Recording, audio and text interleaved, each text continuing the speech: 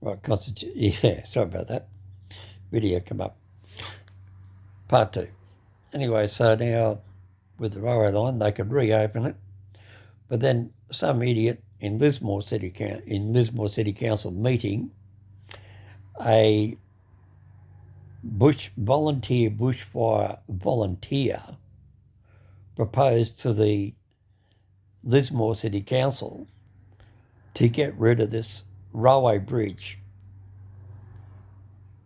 over a certain creek because he said the railway line was blocking the floodwater during the floods. Now, this is a bushfire volunteer, 20 years of age. He's never done an engineer's degree, knows nothing about anything. I found out exactly who he is. He stands up in front of the council. The council then listens to him, goes out there, arranges for ARTC, or, Holland, what was it, Van Holland? John Holland, to come out there and remove the railway bridge and leave all the concrete piers still in the creek bed and leave the concrete facials there. And all they did was took away the rails and the timber sleepers above on top of these concrete pylons, took them away, and that was his excuse to get rid of them, to let the floodwater go through. And all the years I've been going up to there to Moolumbar, I lived there as a kid, and I know this one particular bridge very well. It's not the railway tracks on top of the concrete piers that's blocking the floodwater. It's because the railways went away and there was no one there to mow and maintain the grass in the bottom of the creek. You've all seen the local creek in your local area, how the council comes along there with those big mowers on the back of a tractor and they lean them over on a hydraulic arm, they come down and they mow the lawn sideways. You know, then they swing them around and they dip them up and down and all that. Well, no one's been there to do that. So the grass has got a metre and a half high. So when the floodwater comes along, it's been caught up in this long grass. This guy's answer was, get rid of the railway line above the grass and that'll stop the water from being stopped. The railway line had nothing to do with it. The railway line in all the flood's history has never ever gone underwater. Never. It's the grass in the gully. So if a private investor went up there then, the John Holland would then have to replace it and then give the bill to the council because they're the ones that took it away because the railways had right of way. And anybody who causes damage to a railway line has to pay for it. Now, I know that from personal experience in my life, watching 3 people that had done stupid things, interfered on railway tracks, caused a derailment or a train crash, and they've been sued for the rest of their life. And one case, incident, it was one of my videos, the Vineyard level crossing, where a woman drove a Volkswagen combi van in front of a brand new Tangara train, derailed 3 Tangara train carriages. They all went down the road Cortina sideways, down the train tracks, and she was sued for the cost of 3 brand new Tangaras, costing $1.2 million each back in 1980. She's still got to pay that off for the rest of her life. So she ended up filing for bankruptcy, and that's the only way. Then those 3 carriages that were damaged in that crash then went to Dunabbot Railway Station, which is then why they then ripped out the overhead wires and took everything away, because when they drove the electric trains in there from the damage, they parked them there. The vandals went in there and destroyed the carriages. They were going to, because they hadn't already built the big new railway yards now 20 years later, 30 years later, which have been built down at Clyde, between Clyde and Auburn in Sydney. There's a big railway repair yard. Well, that wasn't there then. And a lot of people don't know there was another railway station between Clyde and Auburn. Anybody think of its name?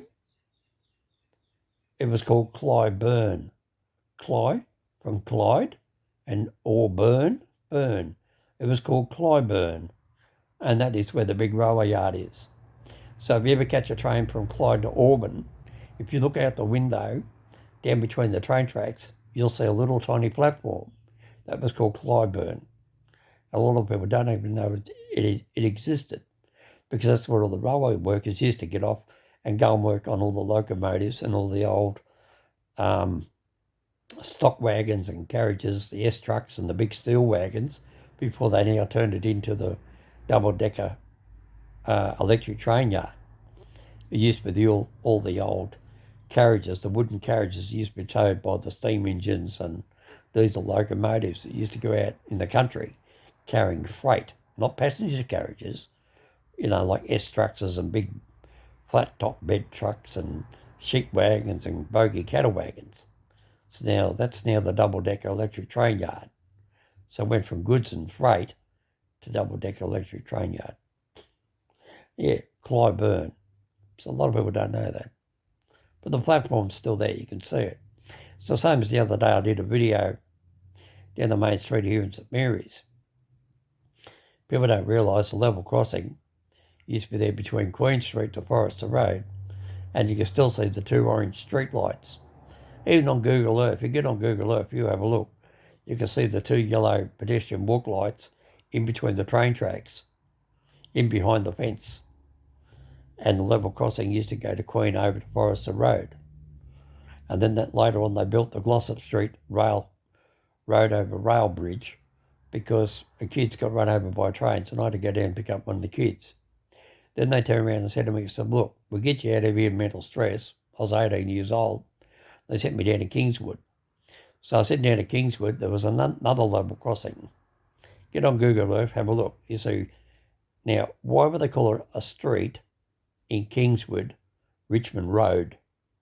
You wouldn't call it road, you'd call it street. But its name was Richmond Road, because that was a level crossing. And across on the other side of the train tracks is Bringelly Road, not Bringelly Street. A street is a street in a suburb. A road is a street that joins two towns together from A to B. In this case, it was Kingswood to Bringelly. So therefore then it was named Bringelly Road. The street called Richmond Road was called Richmond Road because it joined Kingswood to Richmond. So they call it Richmond Road. Once you got over the level crossing there at Kingswood, which is now right below, or a little bit off, but where the overhead station is at Kingswood. And that's where the level crossing was. And the railway station master's ticket selling window was on the Sydney bound, what we call the up platform, underneath that big building that's there now, down on the platform.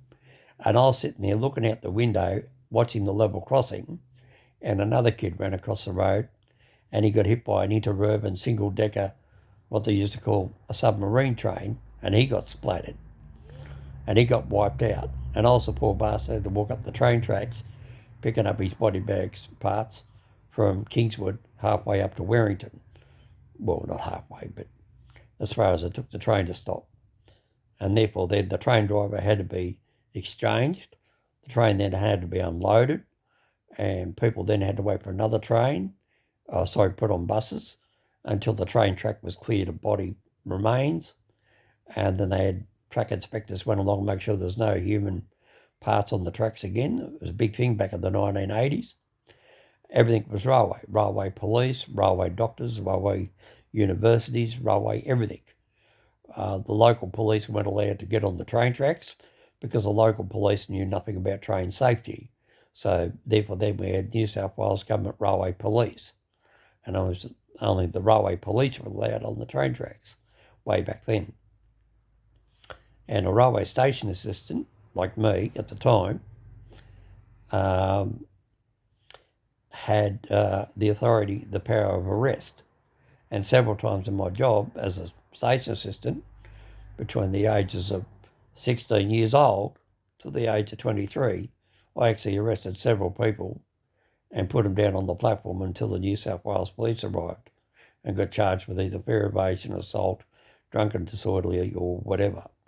And once or twice attempted robbery. But yeah, anyway, that's all in the past. That was 40 years ago.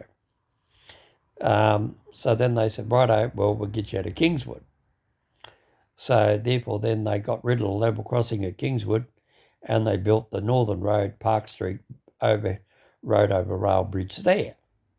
So if you get on Google Earth and you look at the houses next to Northern Road, you'll see why they're sunken down below the edge of the road. That's why. Because they had to raise the road to get enough height to go over the train tracks. And then also, if you look at any video of that bridge when a train goes through, you'll notice a lot of people see, but they look but they don't see. You'll see there is enough room underneath that big wide bridge for 4 single train tracks, not 2. Because if you're not from Sydney, I'll explain it. When you come out from Sydney Central and you come out to St Mary's just down the road here, there's 4 train tracks. One's called the Suburban up line. Next one is the main up line to Central. Then there's the main down line from Central. Then there's the down Suburban line from Central. Now, the main line is used for express trains like the Union Pacific and freight trains. The Suburban line is used for passenger trains to stop at every single platform. So therefore then, the freight train doesn't get caught behind a passenger train. It's like an express lane and a slow lane on a highway. Right, once the train tracks hit St Mary's, if you look at on Google Earth, you'll notice the 4 lines then come into 2. Then goes 2 single lines, the up and the down line, to Warrington, then on to Kingswood, then into Penrith. Well, when you look at the Glossop Street Bridge, right, at St Mary's, you'll see that there's 4 train tracks underneath the one bridge. But when you look at the one at Kingswood, there's only 2 train tracks. But if you watch any video that shows a train going from Penrith to the city, there is a train video that says Penrith to the city real-time train.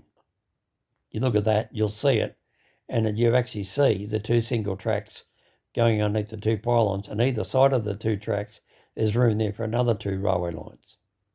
Because people don't realise that the up Suburban line is meant to go from platform 4 at Penrith. The up main line is meant to go from platform 3 at Penrith. And the down main is meant to go to platform 1 at Penrith. But platform 2. People don't realise, actually at Penrith, platform 1 is on the Westfield side of Penrith train station, where everybody walks. That was meant to be the platform. So if you use your imagination, go and have a look at Penrith train station, and you'll see on the Sydney side of Penrith train station, there's a great big black water tank from the old steam engine days that I used to pull the rope to fill up the water for the steam engine for my father. And he said to me, this line is meant to be the railway line, goes down the left-hand side of Penrith train station down there, past the station master's office to go on to Emu Plains, but they haven't built it yet. And that's why you see there's a dead-end train track on the eastern side of Penrith train station. It's meant to go on the left-hand side, coming from the city, between the railway station building and the street known as such a J. Julie, Jenny, can't think of it. Anyway, come on, I'm an old man. I'm not going too bad. You know, like I can tell you now, the road between Mona Vale and Avalon, it's called Barrenjoey Road. There's a street in Cronulla called Ozone, and the main street of Campbelltown is called Queen Street. Mate, I drove a cab for 17 years. It's not one street in the Sydney metropolitan area I've never been on. 17 years, 13 days a fortnight, 12 to 14 hour shifts on a Saturday and a Friday and a Saturday. You know how many roads I've been up and down in Sydney and how many times I went over Sydney Harbour Bridge and 8 years on the railways? Do you know how many? I've worked every single railway station in the Sydney metropolitan area except for Toongabbie. That's right. Every single train station in the Sydney metropolitan area I worked at, between Hawkesbury River, right down to Wollongong, right out to Campbelltown, right down to Penrith, Emu Plains, Richmond. I worked the Carlingford line. That's now gone. Pennant Hills, West Pennant Hills, Hornsby, Thornleigh, Chatswood. I worked all the goods sheds. I worked all the parcels office. I did all the parcels and freight. And I worked the signal boxes and pulled the signal levers back in the old mechanical days. Signal levers of the old times. I even used to work the level crossing gates at the Richmond Racecourse at Clarendon, which had since been gone for the last 30 years, and people don't even know. If you look at a map at Clarendon, Clarendon, you'll see there's a level crossing, and there's two platforms. Well, the platform that goes up to Sydney is on the northern side. That's called the up. And the one without the building on it, it's called the down going to Richmond. And that's a loop platform. Well, if you go to the eastern end of that down platform, the buildingless platform, there used to be another brick platform. And it was up there inside the racecourse at Hawkesbury Racetrack. And people used to get off the train there and walk straight into the racecourse. Well, then if you go a little bit more further east towards Windsor, you'll see there's a tarred road inside the racecourse that goes off round an L shape. Well, actual fact, there was a T intersection. And you used to come across on that, now the elbow on the tarred road, you used to come across the train tracks and run along the side of the fence line next to where the horse yards are and those houses are there at Clarendon. And a lot of people don't realise on where that tarred road is, you can still see it in Google Earth, you can still see it being grown through, but that used to be called the Clarendon Hotel. It burnt down about 1990, and I've got a video of the old Clarendon Hotel. It used to be a 2-story red brick building, and a lot of people used to stay there in the pub to go to the Hawkesbury races when they had trotters and gallopers. But now it's only gallopers. Nobody goes there. So what happens then? The pub burnt down, so now the Hawkesbury Racecourse now bought their own hotel, motel, accommodation place and function centre. But they're into gallopers, the ones like the Melbourne Cup, where they sit on the horse's back. Well, trotters and pacers are where the man sits in a trolley cart, or what we call a gig, a G-I-G, a gig, which is less harmful on the horse, because the horse can just run at its own pace. If the horse doesn't want to run, he doesn't have the guy sticking his feet into its ribs. The horse can just run and run. He can tap it with a whip, but he's not allowed to hit it hard. And there's plenty of cameras on these racetracks, and the RSPCA watches them to make sure that the horse sulky driver or horse racing person is not violating the law, causing cruelty to animals. The horse just runs at its own natural pace. If it wants to run, it'll run. Like you see a horse out in the paddock. You see a horse will sit there and put its tail up and it'll just take off. Well, that's the whole idea of it. The horse runs at its own natural pace. It's like I had a dog called Mara Dog, and she used to have a little trolley, and I made up with a loop up in front of like a gig, like a little sulky. And she used to walk up and get over the rail and put her head in the noose, and she'd pick it up and sit round her neck, and she could walk down the road with the trolley. I didn't have to do it up, and she could just put it down, pull her head out and walk away from it. And she used to love walking around with this little trolley on her. It's a very smart dog. She used to love playing with it. It's like that one you see, that crippled sausage dog, and he's got his back legs don't work, and he's got 2 wheels for his back legs. Something like that. Anyway. So Mr. Hominoid's leaving Sydney in a couple of weeks' time after the coronavirus lockdown. I've had enough of the bullshit down here in Sydney with all the traffic going past this place. I usually don't say words like bullshit, but it's not a swear word here in Australia. Word bullshit simply means like a bullshit. Bulls, turd, poo-poos, whatever. And a lot of people talk it, and I'm sick and tired of it. I'm a country guy. I want to get back out in the bush. I'm getting too old for this coronavirus lockdown, and you can't get out. Where I'm going, there is no coronavirus lockdown. It's out in the country air, and even if it was a lockdown, you could still drive 20 k's to go to the local shop anyway. So it makes no difference. And city people don't go out there because they're too scared to go out over the Blue Mountains or go south of the Southern Highlands or go north up the Putty Road. So I'm moving several 100 kilometres.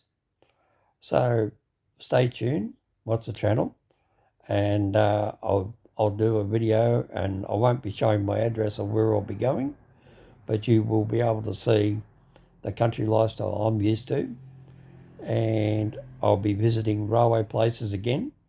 The Lithgow Railway Centre at Lithgow, where they rebuild the trains. I got there to see Tim. He's moving to Germany after the coronavirus. He's getting married. He's going over there to Germany. Message there from Tim. There is a big thing going on in India with the coronavirus. We know that. But some guy in India has advertised a solar power train in India. It is a lie. It is outright lie. Tim's solar power train is exclusively solar powered train.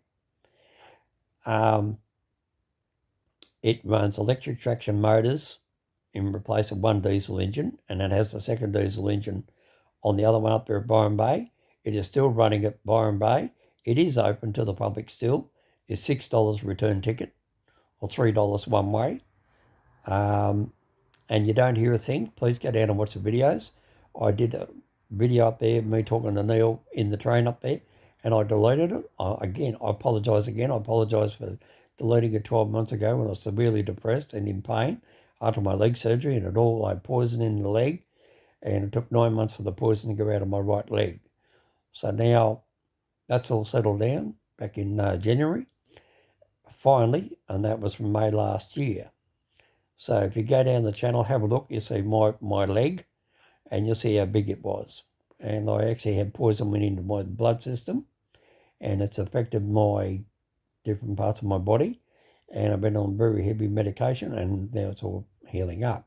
That's got nothing to do with my voice box, right? Anyway, so then once my legs started bending again, and then they found out, why can't you bend your legs? I said, I've got pain in the knees.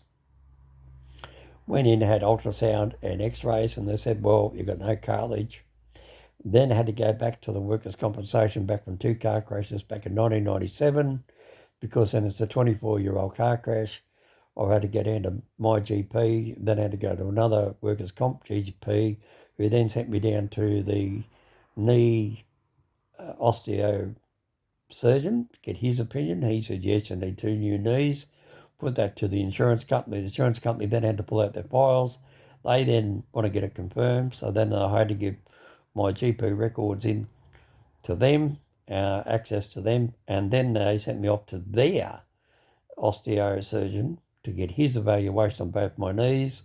And apparently he said, yes, you need 2 new knees. They've absolutely gone. They're worn out from the car crashes back in 1997. Where one was a drink driver in the wet, skidded from the second lane into the first lane, hit me up the arse end. I was stopped at a set of lights and hit me at 45 k's an hour. 4 days later, I had my birthday, and then 4 days after that, I was sitting in another cab in Sydney on another road, stopped at a set of lights in the first lane. Another taxi then come down the road, pissing down rain again, skidded in the wet from the second lane, and hit an aquaplaned and hit me up the rear end again at 45 k's an hour, and I had my left foot on the brake, and then done the exact same injury to my left leg. So that's how I got both accidents identical. And when it went before the courts, the judge said, I couldn't believe this. He said, you've already driven a white taxi. The 2 cabs in question was 194 and 2113. Both were the orange cabs that they promoted as safety cabs. And here they are. I get in these 2 safety coloured cabs, and both of them get hit the first time I ever drive them. First time I drove 2113, I got hit. And then the first time I drive 194, I get hit. 4 days either side of my birthday. Both times sitting in the first lane. Both cars skidded from the second lane. Both cars skidded in the wet. The first driver was a drunk, and the second driver was a cab driver who was too busy watching the radio, trying to get a job to get home back out to his area. He wasn't watching the road. which is basically the same as you using a mobile phone while you're driving. Do not pick up a mobile phone while you're driving, or else you'll end up crippling somebody and end up like me, being crippled for 20 years, and now I've got to get 2 knee replacements. Or because he couldn't keep his eyes on the road, he was too busy trying to make a dollar. It's cost me 20 years of happiness in my life. So just remember that next time you drive, have a hands-free phone, Bluetooth it, don't put it in your hand. If you really got to be that bad, put the bloody thing in the boot or in the trunk and let the bastard ring. But don't cripple somebody else just for the sake of taking a text message or making a phone call about getting the dog picked up from the vet or picking up a loaf of bread and a carton of milk. Right? Cost me 20 years of my life. Thank you very much to those 2 bastards. Or bitching bastards, anyway. Well, I can say that. They cost me 20 years of my life. But I'm still happy. You've got to be happy in life. You've got to enjoy life. Got to get on with life. And I'm getting on with life. And I'll be keeping you updated on what happens with my knees. And you'll see me go through the day I go down to Darlinghurst in Sydney, St Vincent's Hospital. It's one of the world-acclaimed hospitals around the world. We had the famous heart surgeon who was murdered here in Australia. He was there at St Vincent's Hospital, Victor Chang. And then we also got my famous surgeon who done my legs, which is Dr. Anthony Grabs. He's been on the news media about people during holiday season, about driving and everything else because of vascular surgery, because people have car crashes and what happens to their legs. He's the guy that's going to come in and try and save their legs. So he does things on Channel 7, 9 and 10 on TV and radio. He's a very famous professor. He's a professor of surgery. And there's also another professor, surgeon Andrew Short. He's the orthopedic surgeon.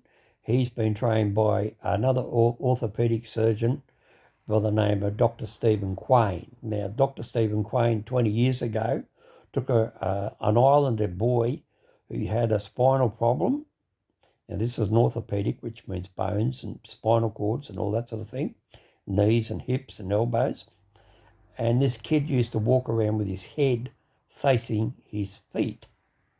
Yes, he used to walk around like that. He used to walk around like that, looking down at his feet.